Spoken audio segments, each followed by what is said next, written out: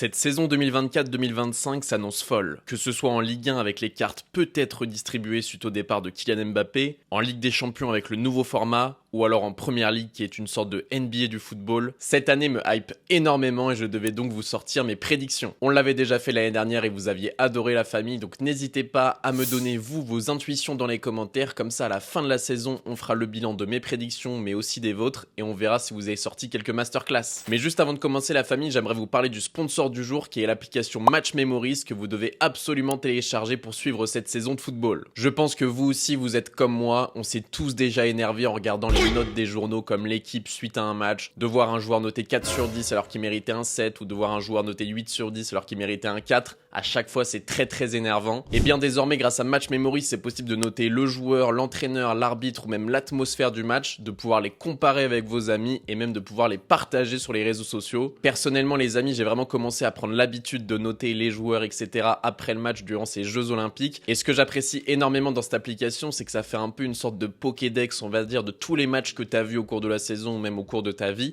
parce que tu notes à chaque fois et donc après sur ton profil sur l'application, tu peux retrouver tous les matchs que tu as notés, tous les matchs que tu as regardés, laisser des commentaires etc. Comme ça tu te rappelles un petit peu ce que tu avais pensé ce jour-là etc. Et moi franchement ça me fait kiffer parce que je me demande souvent combien de matchs j'ai vu à l'année, combien de matchs j'ai vu par semaine etc. Bah là au moins à chaque fois je le note et comme ça je peux un petit peu suivre ma progression et même me motiver à regarder encore plus de matchs de foot. Et d'ailleurs si vous aussi vous voulez suivre un petit peu mes notes, ma progression on va dire, vous pouvez m'ajouter via mon hashtag et comme ça on est tout simplement amis sur l'application et vous pourrez un petit peu regarder ce que je pense des différents matchs. L'application est ultra fluide, elle est bien sûr gratuite, mais il existe aussi un mode payant à moins de 2 € par mois, donc un mode sans pub, qui permet aussi de soutenir le projet de l'application pour développer encore plus de fonctionnalités. Si vous voulez télécharger gratuitement l'application, le lien est dans la description ou alors sur Google Play et Apple Store. Et en plus de ça, petite surprise la famille, si vous êtes 1000 à télécharger l'application, Match Memories s'engage à vous faire gagner un maillot lors d'un concours sur mes réseaux sociaux. Donc voilà la famille, n'hésitez pas à télécharger l'application, comme ça pour vous récompenser, on aura un gros concours sur les réseaux sociaux pour gagner un maillot. Le lien est dans la description la famille et donc je vous laisse avec mes prédictions de la saison 2024-2025. Cette vidéo est composée en deux parties. La première, ça sera les prédictions sur la Ligue 1 et la seconde, ça sera des prédictions hors Ligue 1. Et donc, on commence directement par une prédiction sur la Ligue 1 qui est assez risquée parce que pour moi, le nouveau joueur de Monaco, Georges Ileniekena, va être dans les 4 meilleurs espoirs de la saison de Ligue 1. Alors, je me doute qu'il y en a pas mal d'entre vous qui ne le connaissent pas, mais moi, je vous cache pas, c'est un joueur qui me hype énormément pour cette saison. Comme je vous l'ai dit, il vient d'arriver donc à l'AS Monaco. Il est évalué à 10 millions sur Transfermarkt. Il a que 17 ans, donc il est né le 15 août 2006. Et moi, je le vois vraiment exploser cette saison, c'est une vraie force de la nature, très rapide, 1m85, très bon dans la profondeur mais aussi très intelligent dans son jeu. Pour moi c'est vraiment le mix entre un Mbolo et un Balogun, donc son profil va être très intéressant. L'AS Monaco est parti le chercher suite à l'échec dans le dossier Georges Mikotadze, mais c'est pas n'importe qui Georges Ileniekena, ils ont remplacé un Georges par un autre Georges, c'est tout simplement le plus jeune buteur français de l'histoire de la Ligue des Champions, puisque la saison dernière il évoluait à Antwerp, et donc il a marqué en Ligue des Champions. Il est formé à Amiens, il a seulement joué une saison en Belgique du côté d'Antwerp et donc là en un an ils ont fait une belle bascule puisqu'il l'avait acheté 6 millions d'euros l'été dernier et donc là ils l'ont revendu 19 millions d'euros à l'AS Monaco. Voilà, moi c'est un joueur qui me hype énormément, en plus il est très bien entouré à l'AS Monaco, il a un très bon entraîneur avec Hutter.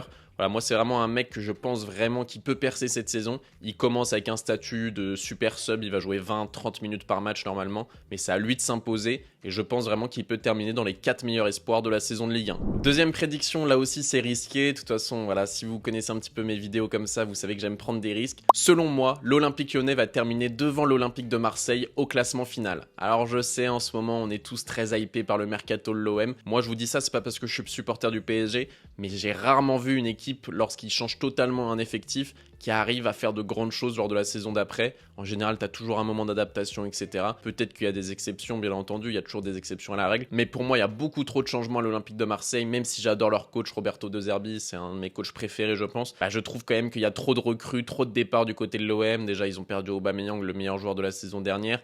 Ils ont fait donc des belles arrivées, c'est pas le problème. Greenwood c'est très fort, Højbjerg c'est très fort, Carboni je demande à voir, c'est intéressant. Ismaël Koné c'est un très bon milieu de terrain que je pense va s'éclater en Ligue 1. Lilian Brassier aussi un défenseur que j'adore. Voilà, le recrutement est très qualitatif, bien entendu, je remets pas du tout en cause ça parce qu'ils font vraiment de très belles choses sur le mercato, mais quand même il y a énormément de changements. Roberto De Zerbi va découvrir aussi la Ligue 1, beaucoup de joueurs de son effectif vont découvrir la Ligue 1. Du Donc moi, ça m'étonnerait pas que l'OM soit décevant en début de saison ou alors au milieu de saison qu'il y a un petit moment de creux. Et l'Olympique Lyonnais, tout simplement, moi, c'est un projet dans lequel je crois beaucoup depuis qu'il y a Pierre Sage.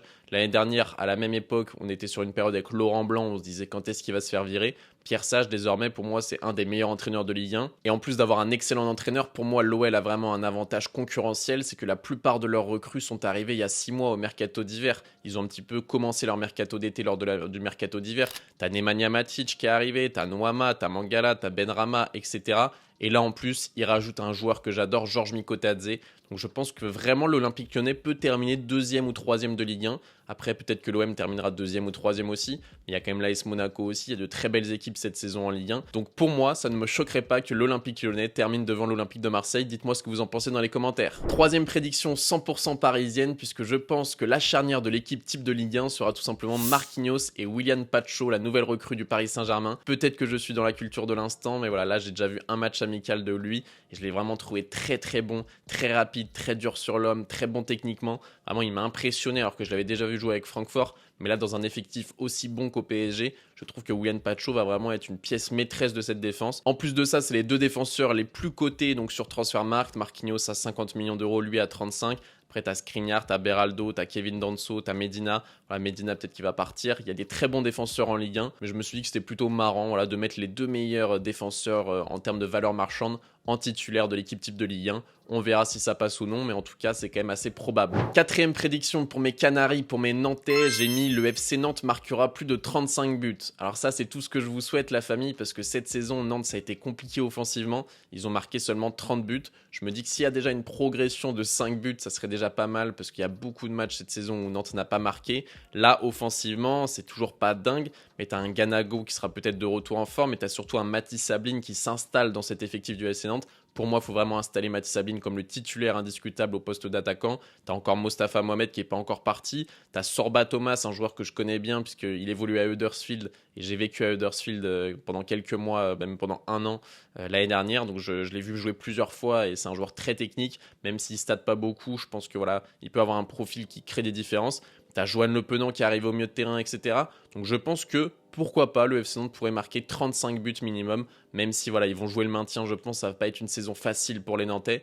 Je leur souhaite vraiment de marquer un petit peu plus de buts cette saison, donc je me suis dit 35 buts minimum pour le FC Nantes. Cinquième prédiction concernant les meilleurs buteurs de Ligue 1. Pour moi sur le podium, il y aura Georges Mikotadze et Gonzalo Ramos. Alors voilà, j'ai pas pris le risque de dire qui sera le meilleur buteur de Ligue 1 parce que j'en ai aucune idée vraiment cette saison sans Kylian Mbappé. Je ne sais pas vraiment comment ça va se passer, j'ai hâte de voir qui va prendre un petit peu le lead de cette Ligue 1. Est-ce que ça va être Lacazette, est-ce que ça va être Mikotadze, Gonzalo Ramos ou je ne sais qui, peut-être Kolo Muani ou Ousmane Dembélé ou même Bradley Barcola. Peut-être que Jonathan David va rester en Ligue 1, peut-être que Balogun va se réveiller, peut-être que Mbolo va étinceler cette saison. En tout cas, c'est très intéressant à suivre, mais je me suis dit que dans le top 3 sur le podium, Gonzalo Ramos qui va avoir plus de temps de jeu avec le départ de Mbappé et qui est vraiment le seul numéro 9 de l'effectif parisien à l'heure où je parle. Et Georges Mikotadze qui est un joueur que j'adore, qui retourne chez lui dans le 69 à l'Olympique Lyonnais. Je pense vraiment qu'il peut tout éclater là-bas, surtout qu'il va commencer titulaire puisque Lacazette donc sera pas là au début puisqu'il se remet des JO et après normalement les deux vont être associés.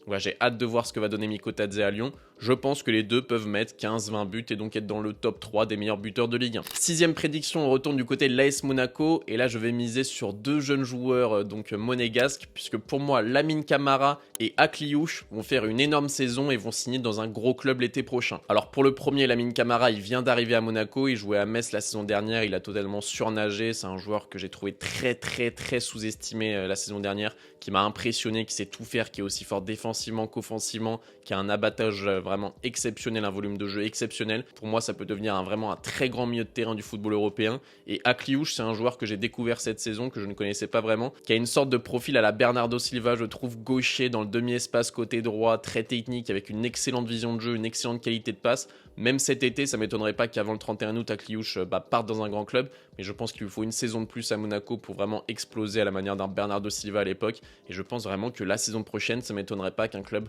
je ne sais pas, j'ai ça au hasard, comme le Barça, comme un club de première ligue, s'intéresse à Akliouche parce qu'il a vraiment de l'or dans les pieds. Donc voilà, pour moi, Lamine Camara et Akliouche vont exploser cette saison et vont partir l'été prochain de Monaco. Septième prédiction de Ligue 1, on va parler plutôt des coachs, puisque je pense que Habib Beye va récupérer un banc de Ligue 1 durant la saison. On le sait, chaque année, il y a pas mal d'entraîneurs qui sont virés en Ligue 1 parce qu'en Ligue 1, c'est un petit peu compliqué la course au maintien. On a tout de suite un petit peu peur dès qu'on enchaîne 4-5 défaites, les entraîneurs sautent. Donc je pense que Habib Beye, qui n'a pas trouvé de club cet été alors qu'il est parti du Red Star, qu'il avait vraiment fait un beau parcours avec eux, il les a fait monter en Ligue 2, il avait annoncé dans la presse qu'il voulait récupérer un club de Ligue 1, ça n'a pas été le cas, et voilà, il était en concurrence avec par exemple Will Steele pour le RC Lens, ou alors avec l'anglais Liam Rossenior du côté de Strasbourg. Malheureusement, il n'a pas trouvé de banc de Ligue 1, mais je pense qu'il va pouvoir saisir une opportunité durant la saison et un petit peu s'installer en Ligue 1, passer vraiment de la nationale à la Ligue 1, ce serait super pour lui. Peut-être qu'il a vu les choses trop en grand et qu'il aurait dû d'abord passer par la Ligue 2.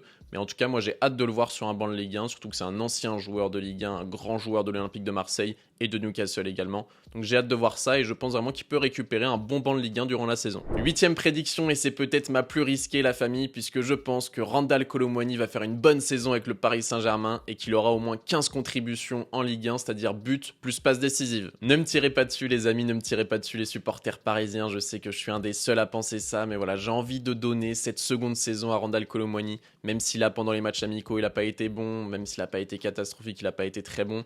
Moi c'est un joueur que j'apprécie beaucoup, puisque comme vous le savez, j'ai vécu à Nantes pendant 20 ans, donc je l'ai vu pas mal de fois au stade, je l'ai toujours trouvé très très bon. Quand je l'ai vu arriver au Paris Saint-Germain, je me suis dit que j'avais hâte de voir ça, que j'avais hâte de voir ce qu'il allait donner. On a l'impression que le maillot est peut-être un peu trop lourd pour lui, mais j'ai envie d'y croire. Cette saison, il a tout de même fait 6 buts et 5 passes décisives en Ligue 1 et 12 buts et 6 passes décisives, toutes compétitions confondues. Donc je me dis qu'une progression, voilà, il marque peut-être plus de 10 buts et il fait plus de 5, 6, 7 passes décisives en Ligue 1, c'est possible. Moi, là où je préfère Randal Kolo Muani, c'est sur le côté droit, donc en concurrence avec Ousmane Dembélé. Je trouve que c'est là où c'est le poste qui lui correspond le mieux. Déjà à Nantes, je trouvais que c'était là où il était le plus à l'aise. Donc voilà, peut-être que vous allez me prendre pour un fou, mais je pense que Randal Kolo Muani peut faire une bonne saison et va faire une bonne saison. Neuvième prédiction concernant la Ligue 1, et je retire ce que j'ai dit avant, je pense que c'est celle-là ma prédiction la plus couillue, on va dire, parce que je me suis noté, un club français gagne une Coupe d'Europe. Alors en Ligue des Champions, ça peut être le Paris Saint-Germain, ça peut être l'AS Monaco ou ça peut même être Brest, on sait jamais, dans le football tout est possible. Mais il y a aussi Lille qui est actuellement en barrage et qui pourra potentiellement disputer la Ligue des Champions et peut-être pourquoi pas la gagner. Non.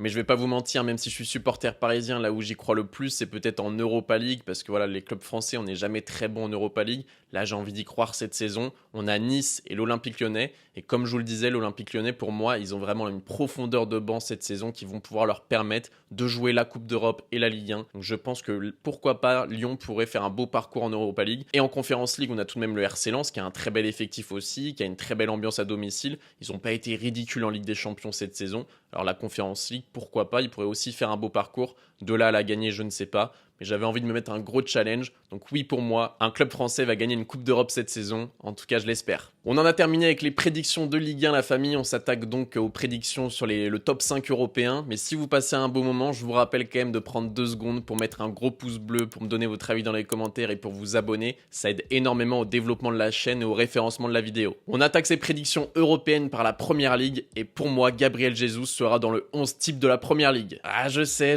là aussi c'est un petit peu risqué, mais bon, c'est le but des prédictions. Si je vous dis Erling Haaland sera dans le 11 type de la saison, voilà, c'est pas marrant, c'est trop facile. Donc j'avais envie de prendre un risque. Et Gabriel Jesus, moi c'est un joueur que j'aime beaucoup et qui là a pu faire une pré-saison complète, qui a dit la saison dernière qu'il jouait, qu'il avait très mal à son genou, je crois, si je dis pas de bêtises, et donc qu'il jouait quand même, etc. Mais que il se sentait pas du tout à 100%. Là il l'a dit, il se sent à 100%, il sent qu'il va faire une grande saison. Et j'espère qu'il pourrait être ce numéro 9 providentiel pour Arsenal. Cette saison, donc avec ses blessures, il a fait 27 matchs de Première Ligue, 4 buts, 5 passes décisives et donc 1900 minutes, toutes compétitions confondues. Donc voilà, c'est une saison un petit peu compliquée pour lui. Mais moi, vous l'aurez compris, je crois vraiment en Gabriel Jesus cette saison. Et pour avoir l'avis d'un supporter d'Arsenal, j'ai demandé à mon frérot, donc Randy AFC, youtubeur numéro 1 sur Arsenal, sur l'actualité d'Arsenal, qui m'a répondu. On regarde ça tout de suite. Alors non seulement Gabriel Jesus va faire partie de l'équipe type de Première Ligue, mais je vais aller plus loin que ça. Gabriel Jesus saison 2024-2025, écoutez-moi bien, c'est 20 buts en Première Ligue. Et là, ils sont en train de s'énerver. Baissez les couteaux, je ne suis pas sous drogue. Je vous le dis, et je me base simplement sur les propos de Mikel Arteta, qui l'a dit lui-même. Gabriel Jesus a une énergie différente. Il a faim de but, il a envie de prouver.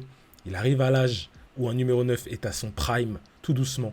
La seule chose pour laquelle je fais un petit pas de côté, c'est les pépins physiques. Malheureusement, si les pépins continuent à le toucher, il ne sera pas dans l'équipe type de Première Ligue. Sans ça, je vous l'ai dit ici, en avant-première, sur la chaîne de ce youtubeur à succès qu'on a nommé BR10, bien sûr. Merci mon frérot Randy pour avoir donné ton avis. Et pour continuer sur Arsenal, ma 11e prédiction de cette vidéo, c'est que Arsenal va gagner la Première Ligue enfin. Et oui, enfin les amis, ça fait 2 saisons qu'ils sont vraiment pas loin de la gagner. Là encore, la saison dernière, ils ont terminé à 89 points, c'est incroyable. Mais en face, t'as le Manchester City de Pep Guardiola qui a fait ses 91 points. Quelle équipe les amis, quelle équipe ces Citizens, tout simplement des cyborgs. Voilà, Pep Guardiola est un génie et en plus de ça, il a des fonds quasiment illimités. Et même s'il mettait l'équipe B à tous les matchs, je pense qu'il serait premier, deuxième ou troisième de Première Ligue. Donc voilà, il a une profondeur de banc qui est exceptionnelle. Là, dernièrement, j'ai vu passer un truc qui m'a pas mal fait rire, c'est que Arteta a engagé des pickpockets au restaurant pour voler les téléphones, les portefeuilles de ses joueurs, pour leur apprendre à rester vigilants à tout instant. Quand j'ai vu ça, je me suis dit, putain, mais Pep Guardiola, il fait devenir totalement fou Michael Arteta. C'est un truc de ouf que ton coach est obligé d'inventer des techniques comme ça pour concurrencer le meilleur coach du monde et la meilleure équipe du monde. Donc voilà, cette saison, j'ai envie d'y croire. Ils sont en train de faire un beau mercato avec Calafiori en défense et peut-être Merino au milieu de terrain. Donc voilà, je crois vraiment à la saison d'Arsenal. La saison dernière, j'avais dit pareil, mais peut-être que cette saison, c'est la bonne. 12e prédiction, la famille. Là, peut-être que je suis un petit peu dans la culture de l'instant, mais je vais m'expliquer. Pour moi, West Ham va terminer devant Chelsea au classement. Alors je sais, Chelsea, ils ont un très bel effectif et puis ils ont des joueurs que j'apprécie beaucoup, on y reviendra par la suite dans mes prédictions. Mais West Ham, regardez-moi le 11 qu'ils sont en train de construire, c'est incroyable. Ils ont recruté Fulkrug devant, ils ont recruté Somerville, un joueur que je connais très bien qui jouait à Leeds. Et j'ai travaillé au stade de Leeds pendant une saison, donc je l'ai vu, j'ai vu tous ses matchs à domicile. C'est un joueur qui est très technique, très bon et qui a vraiment progressé entre-temps. Par contre, à l'époque, il était vraiment irrégulier, donc j'espère qu'il a corrigé ça. Bowen à droite, excellent joueur. Kudus qui n'est pas encore parti, donc qui est encore là. Ward-Prowse, Alvarez au milieu de terrain. Emerson, Killman, Todibo en défense et peut-être Trippier en latéral droit avec Areola au cage. Ce 11 est tout simplement exceptionnel. Pour moi, West Ham peut vraiment jouer le top 6, le top 7, même peut-être le top 5 de Première Ligue. Et pourquoi j'ai mis devant Chelsea? Parce que voilà, j'avais pas envie de donner un classement exact de West Ham, parce que ça dépend comment la sauce va prendre. Leur coach Lopetegui est un très bon coach aussi. Il va mettre en place un jeu de possession dans cette Première Ligue, c'est intéressant. Et Chelsea, je pense que vous et moi, on a le même avis. C'est un club qui fait un petit peu n'importe quoi ces derniers mercatos. Ils recrutent vraiment beaucoup trop de joueurs. Là, je crois qu'actuellement, ils ont 37 joueurs sous contrat. Ils doivent vendre une dizaine de joueurs en 3 semaines. Enfin, voilà, c'est un gros bordel à Chelsea. Beaucoup de problèmes aussi extrasportifs, les propriétaires, etc. Enfin bref, Chelsea, c'est un gros bordel. Ils peuvent vraiment faire une belle saison, ça, j'en doute pas. Mais ils peuvent aussi totalement la rater encore une fois. Donc je me suis dit West Ham devant Chelsea. Ça me permet peut-être de voir West Ham 7e, Chelsea 8e. Donc c'est pas non plus trop risqué, mais ça reste quand même assez intéressant comme prédiction, je trouve. 13e prédiction, on reste du côté de Chelsea. Je vais peut-être un petit peu me contredire, mais pour moi, Christopher Nkunku va faire une très belle saison et va marquer plus de 15 buts en Première Ligue. Alors peut-être que je suis pas objectif, mais moi, Christopher Nkunku, forcément, c'est un joueur que j'adore, formé au Paris Saint-Germain. Et lorsqu'il était au Red Bull Leipzig, il m'a choqué, les amis. Il m'a choqué. À un moment, ça a été le meilleur joueur de Bundesliga. Donc on va refaire un petit peu année après année. Donc la saison dernière, 2023-2024, les blessures, encore les blessures. Il a seulement disputé 14 matchs et marqué 3 buts, toutes compétitions confondues. La saison d'avant, 2022-2023, sa dernière saison à Leipzig, là aussi des blessures, mais bon, quand même 36 matchs, 23 buts, 9 passes décisives, toutes compétitions confondues. Ça reste vraiment très bon. Et la saison d'avant, le prime de sa carrière, 2021-2022, 52 matchs, toutes compétitions confondues. 35 buts et 20 passes décisives, avec 20 buts et 15 passes décisives en Bundesliga. Franchement, ça c'était incroyable. Et j'espère revoir ce Christopher Nkunku cette saison en Première Ligue à Chelsea. Ce joueur vraiment qui sait vraiment tout faire, hein. Ce 9,5, ce numéro 10, cet ailier gauche, ce magicien tout simplement avec cette qualité de dribble vraiment incroyable. Je pense vraiment qu'il peut porter Chelsea cette saison. Il y a déjà Cole Palmer qui fait des très belles choses. Mais si tu arrives à associer un Cole Palmer en folie comme cette saison et un Christopher Nkunku en folie aussi, pour moi, Chelsea pourra peut-être redorer un petit peu son blason et reprendre un petit peu le top 4 ou le top 5. Ça dépend vraiment de, pour moi, Christopher Nkunku et de sa santé physique et vraiment de ses capacités à être très bon sur le terrain. Donc voilà, je me suis mis Christopher Nkunku, au moins 15 buts en Première Ligue. N'hésitez pas à me dire dans les commentaires ce que vous en pensez. Non, mais Là, je suis déçu. Comment ça, c'est quoi cette prédiction? 15 buts pour Nkunku? Tu prends zéro risque. Évidemment qu'il va les avoir ces 15 buts, frérot. Mais il les aura même avant le Black Friday. Bon, peut-être que j'abuse, ok. Mais Nkunku, on le connaît. On a vu ce qu'il donnait en Bundesliga. Pour l'instant, la seule chose qu'il a freiné en Angleterre, c'est les blessures. Mais évidemment, Nkunku, il se lève le matin. Bol de lait, céréales, but. C'est dans sa routine. Nkunku marqué, ce n'est pas un problème pour lui. Donc moi, je surenchéris même ta prédiction. Je te dis qu'en première ligue seulement, hein, pas toute compétition confondue, Nkunku cette saison, s'il n'y a pas de blessure, c'est 25 goals et assists en première ligue. Merci à mon frérot David de la chaîne French Premier League pour son avis, supporter de Chelsea et expert Premier League. Lui, comme Randy, leurs deux chaînes sont dans la description, n'hésitez pas à aller vous abonner à la fin de cette vidéo. 14e prédiction et on va parler de la nouvelle Ligue des Champions parce que pour moi, Kylian Mbappé sera le meilleur buteur de cette Ligue des Champions. Je sais, normalement je suis parisien, je suis censé un petit peu lui cracher dessus, etc. Mais voilà, moi j'y arrive pas, même s'il a craché sur mon club. Kylian Mbappé, c'est un joueur qui m'a fait rêver en équipe de France et à ses débuts au Paris Saint-Germain pendant 5-6 saisons. Voilà, moi, je ne cracherai pas sur Kylian Mbappé. On va dire que c'est pas un joueur que je porte vraiment dans mon cœur. Mais je pense qu'au Real Madrid, il peut vraiment tout casser. Il réalise son rêve de gosse. Il est entraîné par un des meilleurs entraîneurs du monde. Il est entouré de Vinicius, de Bellingham, de Modric, de Tchouaméni, de Camavinga, de Valverde, etc., même de Rodrigo. L'attaque du Real Madrid, le milieu de terrain du Real, enfin l'équipe du Real Madrid, c'est une folie. Je pense que je vais en faire une vidéo prochainement. Mais je pense que Kylian Mbappé peut tout écraser avec le Real et faire une sorte de CR7 au Real, devenir une légende absolue. Et personnellement, j'ai aucun doute sur le fait qu'il s'adapte très vite et qu'il revienne physiquement à son prime. Là, on le sait, là, on l'a vu, il a perdu quelques kilos durant l'été. Je crois que c'est Pintus, le préparateur physique du Real, qui est le meilleur du monde, qui lui a fait un programme façon CR7. Voilà, je pense que Mbappé va tout exploser et avec cette nouvelle Ligue des Champions, il y a encore plus de matchs de poule, etc. Pour moi, il va scorer, je sais pas, 10-15 buts durant cette phase de Ligue des Champions. Donc je pense que pour moi, Mbappé sera le meilleur buteur de LDC, même devant des Haaland ou même devant n'importe qui. 15e prédiction et on reste du côté de la Ligue des Champions. Pour moi, un club entre guillemets surprise va gagner la Ligue des Champions cette saison, puisque voilà, c'est une nouvelle formule. Je me dis, qui dit nouvelle formule, dit peut-être nouveau gagnant. Pas forcément un club qui ne l'a jamais gagné de son histoire, mais un club voilà, qui n'est ni le Real Madrid, ni Manchester City ou ni le Bayern Munich. Voilà, un club un petit peu qui sort de l'ordinaire, l'Atlético de Madrid, je sais pas, le Paris Saint-Germain peut-être, Dortmund, Leipzig, je ne sais pas, Arsenal. Voilà, un club comme ça, un club auquel on ne s'attend pas vraiment, qui pour moi peut gagner cette Ligue des Champions, écrire la nouvelle histoire de cette nouvelle Ligue des Champions, ce nouveau format. Voilà, pour moi, ça serait un petit peu stylé qu'on sorte un petit peu de ce Real Madrid City de ces 4-5 dernières saisons et qu'on arrive vraiment sur un nouveau chapitre du football. C'est mon côté romantique qui parle, bien entendu que City et le Real Madrid sont les grands favoris, mais j'espère vraiment qu'on aura du changement cette saison. 16e prédiction, on part du côté de la Bundesliga et pour moi, Xavi Simons sera dans le 11 type de la saison. Alors même si cette saison, il a été très bon, il a fait une très belle année avec le Red Bull Leipzig. On le sait, il n'a pas voulu revenir au Paris Saint-Germain. J'en suis premier attristé. Je suis un très gros fan de Xavi Simons. C'est un joueur que j'adore.